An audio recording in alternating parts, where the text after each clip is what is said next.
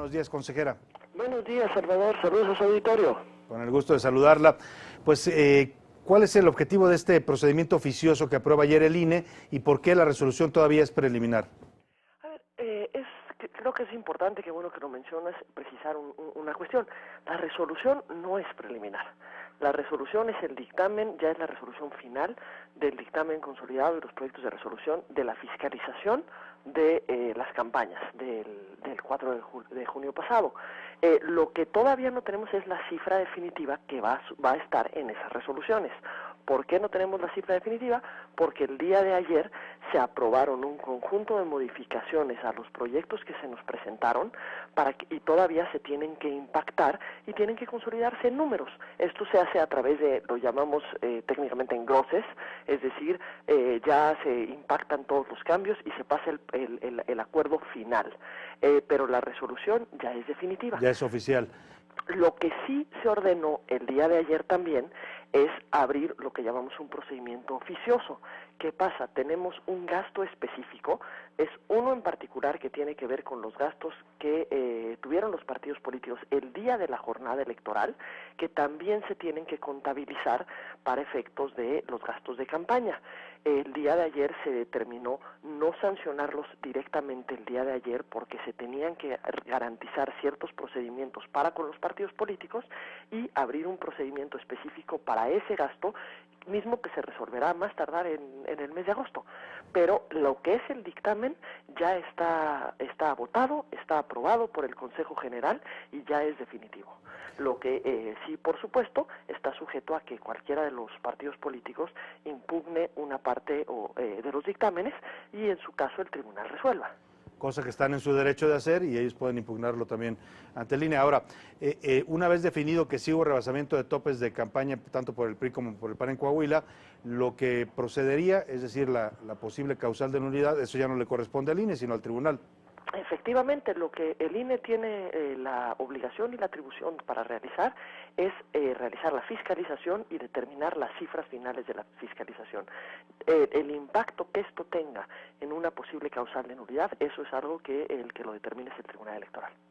Ahora, consejera, lo que usted nos dice es entonces ya se aprobó la modificación de criterios, hay nuevos criterios para la fiscalización de las campañas y esto es algo a lo que tendrán que atenerse los partidos. ¿Esto va a operar para las próximas elecciones en 2018? A ver, también es importante señalar, no se aprobaron cambios de criterios, se aprobó la aplicación estricta del reglamento de fiscalización, misma que llevó a las sanciones y a las cifras que se aprobaron el día de ayer por el Consejo General. Consejera, hay algunas críticas sobre este tema de la fiscalización. Dicen algunos actores que por qué en el caso de Coahuila el INE sí logra acreditar con algunos criterios que tienen que ver, por ejemplo, con el uso de tarjetas monetarias y el rebase de topes de campaña, y no en el caso del Estado de México, donde algunos vimos también la aplicación de estos mismos recursos. Esto creo que también es importante precisarlo. La razón por la que se puede haber un rebase de tope de gastos en Coahuila y no la hay en el Estado de México tiene en gran medida que ver con el tope de gastos de campaña que se fijó para una elección y para la otra. En el caso de Coahuila, derivado de la ley electoral de Coahuila, el tope de gastos era de un poco más de 19 millones. En el caso del Estado de México era de más de 280 millones. Entonces, eso es el tope que fija la autoridad electoral local a partir de las reglas establecidas en la ley local, por lo que la suma de todos los gastos se ve a la luz de ese tope que se fijó previamente. Ahora bien, por lo que hace específicamente a las tarjetas que hace referencia, efectivamente el día viernes en la sesión se resolvieron 2 quejas que tenían que ver con la utilización de las tarjetas. Aquí es importante precisar, el gasto de las tarjetas como gasto sí fue reportado por el partido político, por la coalición, en ambos casos, tanto en el caso de Coahuila como en el caso del Estado de México, por lo que el gasto que erogaron para el pago de estas tarjetas sí forma parte del monto total que se ha establecido que gastaron los partidos. Lo que se decidió en esa queja es si, derivado del uso de las tarjetas, ameritaba o no ameritaba una sanción. Claro. no para cuantificarlo, sino para sancionarlo. Y aquí es donde el Consejo General, en el caso de Coahuila, hubo una mayoría de colegas que votamos por en Coahuila sí sancionarlo como lo que llamamos un gasto sin objeto partidista, es decir, un gasto no permitido para los partidos políticos, y en el caso del Estado de México no hubo una mayoría para sancionarlo esa misma conducta, y entonces no se sancionó, pero en ambos casos se contabilizó para topes.